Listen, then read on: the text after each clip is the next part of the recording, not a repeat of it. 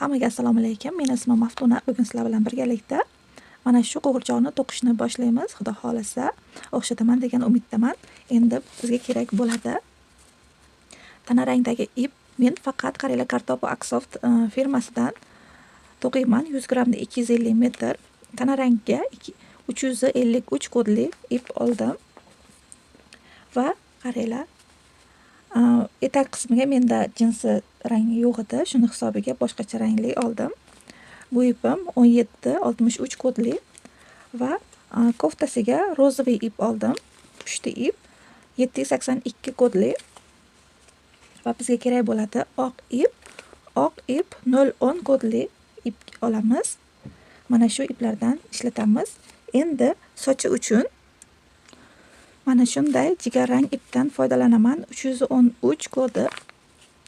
O'zingizlar xohishinglarga qarab kiyimlarini, sochlarini rangini o'zgartirish va ozgina qora ip ishlatamiz kipriklari uchun va birozgina qizil ip ishlatamiz og'ziga va mana shu oyoq kiyimlariga birozginadan ishlatamiz, ko'p emas.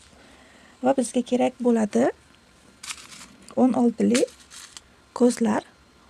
16li ko'zlardan ishlataman. Mana shunday boltli ko'zlar va kurchok kerak bo'ladi. Har doimgi darsimda aytib o'taman. Men faqat birli kurchokda to'qiyman, lekin men ishlatayotgan iplar ikkili kurchokda to'qiladi. Xo'p, qaychi kerak bo'ladi. Menda ikkita qaychi. Bittasi sitefon ichiga solish uchun, bittasi ipni kesish uchun va bizga kerak bo'ladi mana shunday provolok qismlar kerak bo'ladi va izolenta kerak bo'ladi. Izolentani mana shuni ustiga yaxshilab o'rab olasizlar. Buni bo'yni bilan boshini ushlab turish uchun ishlatamiz.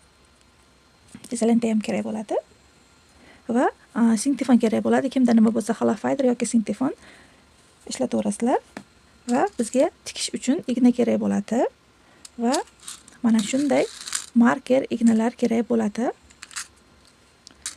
va bizga yuzini qizartirish uchun rumyana kerak bo'ladi.